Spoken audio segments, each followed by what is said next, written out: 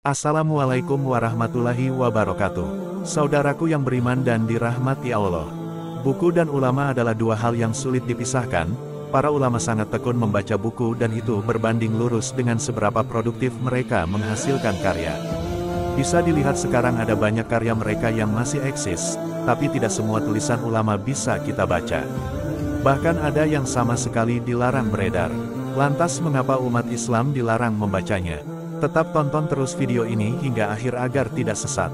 Buku adalah jendela dunia, kalimat sederhana tapi masih rileks dengan kehidupan sekarang ini. Kalimat-kalimat itulah yang diamalkan oleh cendekiawan Muslim Ahmad bin Yahya Asy-Syaibani. Adalah salah satu ulama yang tak bisa lepas dari buku saat diundang menghadiri acara. Ia akan hadir kalau panitia menyediakan meja dengan buku di atasnya. Majduddin Abu Al-Barakat yang juga kakek Ibnu Taimiyah bahkan pernah meminta dibacakan buku dengan suara keras. Saat ia berada di dalam toilet, mereka tak mau melewatkan waktu bahkan sedetik pun tanpa mendapatkan pengetahuan. Imam Nawawi sendiri bisa menamatkan 12 buku bacaan dalam satu hari. Tak hanya membaca ilmu mereka pun dituangkan ke dalam tulisan. Bahkan ada ulama bernama Ibnu Malik yang hanya membagi 3 waktunya untuk salat membaca dan menulis.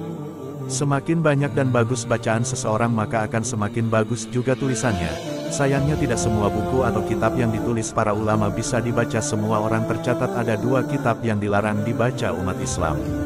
Salah satu kitab yang dilarang adalah kitab Ghayat Al-Hakim, yang ditulis oleh ilmuwan Andalusia bernama Maslamah Al-Majriti. Beliau adalah seorang astronom matematikawan sekaligus seorang alkemis.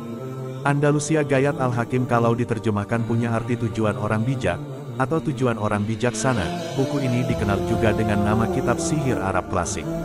Kitab Ghayat Al-Hakim berisi banyak mantra yang bisa digunakan untuk mempermudah kehidupan manusia di bumi. Selain itu kitab ini juga menyebutkan benda-benda yang diyakini memiliki daya magis. Tak heran kalau kitab tersebut begitu populer di Eropa, terutama pada abad pertengahan, bahkan pada abad ke-13. Buku ini diterjemahkan dalam bahasa Spanyol oleh Raja Alfonso dari Kastilia. Dari bahasa Spanyol kemudian diterjemahkan lagi ke dalam bahasa Latin, dan itulah yang beredar di masyarakat. Buku ini awalnya ditulis dalam bahasa Arab dan punya 400 halaman. Penyusunan buku ini diprediksi terjadi pada abad ke-10 atau abad ke-11 awalnya. Yang beredar hanyalah versi Spanyol dan Latin, tapi sekitar tahun 1920 Wilhelm Prince menemukan naskah asli yang berbahasa Arab. Mendengar kata mantra dan sihir, kita pasti langsung ingat bahwa Allah Subhanahu wa Ta'ala sangatlah melarang menggunakan ilmu sihir dalam kehidupan. Sesungguhnya mereka telah meyakini bahwa barang siapa yang menukarnya kitab Allah dengan sihir itu, tiadalah baginya keuntungan di akhirat, dan amat jahatlah perbuatan mereka menjual dirinya dengan sihir, kalau mereka mengetahui. Al-Quran Surah Al-Baqarah, ayat 102. Dalam ilmu astrologi Ghayat Al-Hakim atau The Picadix menjelaskan tentang teori pembentukan semesta, atau teori kosmos, tapi banyak yang mengira kalau buku tersebut sebagai buku sihir. Yang berisi kumpulan mantra yang bisa digunakan untuk memperoleh kekuatan magis, bahkan ada yang percaya kalau mantra di dalam buku itu bisa digunakan untuk memanggil jin dan iblis. Isinya dianggap begitu detail mulai dari bacaan hingga ritualnya. Makanya tak salah kalau Picadix disebut sebagai buku yang berbahaya, dan tak untuk dibaca oleh semua orang. Dalam prolog buku tersebut penulisnya mengaku bahwa untuk menulis The Picadix ia harus membaca dan meneliti kurang lebih 200 buku, tapi ada 3 faktor yang sangat berpengaruh dalam proses penulisan buku tersebut. Yaitu Jabir bin Hayyan seorang ilmuwan muslim di bidang kimia, Ibnu Wahisyah seorang alkimiawan ahli toksikologi pertanian Arab, sekaligus sejarawan yang lahir di Irak. Terakhir ada Brethren of Purti, sebuah organisasi rahasia yang isinya adalah para filsuf muslim Arab di Basra, Irak. Masih berhubungan dengan supranatural, kitab Syams Al-Ma'arif kalau diartikan dalam bahasa Indonesia menjadi matahari pengetahuan. Penulisnya adalah sufi yang berasal dari Aljazair bernama Syekh Ahmad bin Ali Al-Buni. Pada abad ke-13 terbitnya buku tersebut seketika menciptakan kontroversi di Timur Tengah. Dalam waktu yang cukup lama awalnya buku tersebut hanya berjumlah 2 bab saja, yang berisi tabel warna-warni bagian doa, dan sandi numerologi yang digunakan untuk mengungkapkan makna tersembunyi. Tapi setelah beliau wafat diterbitkanlah versi terbaru dengan judul Kitab Syams Al-Ma'arif Al-Kubra. Isinya menjadi 40 bab, terbitan itu bukan lagi karya asli Al-Buni melainkan sudah ada campur tangan orang lain di dalamnya. Syams Al-Ma'arif berisi risalah sifat-sifat dan penggunaan 99 nama Allah Subhanahu wa Ta'ala. Awalnya memang tak ada masalah karena isinya membahas seputar Allah Subhanahu wa Ta'ala dan kekuatan di balik nama-namanya. Tak hanya itu, Al-Buni juga membahas panduan membuat jimat menggunakan nama Tuhan, dengan campuran praktik okultisme atau kepercayaan pada hal-hal supranatural seperti ilmu sihir. Jimat itu nantinya bisa digunakan untuk bercocok tanah, penambah kekayaan, ataupun jimat soal asmara. Saat itu barulah muncul kontroversi. Hal ini membuat Al-Buni dituduh membuka peluang untuk melakukan kontak dengan jin dan makhluk gaib. Yang lain tindakannya dianggap telah mempromosikan ilmu sihir. Akibatnya pada abad ke-14 Ibnu Khaldun dan Ibnu Taimiyah menyatakan Al-Buni sebagai pelaku bidah dan dituduh memperhatikan sihir. Nama Ibnu Arabi juga terseret, karena Al-Buni pernah belajar kepada beliau di zaman mereka. Hal-hal mistis sangat populer di kalangan umat muslim. Buku yang ditulis Al-Buni memang mendapatkan kritik dan kecaman. Sayangnya semua itulah yang membuat banyak orang penasaran tentang isinya, dan mencari-cari buku itu. Kesaksian Noah Gardiner, seorang asisten studi profesor keagamaan di University of South Carolina, semakin menguatkan.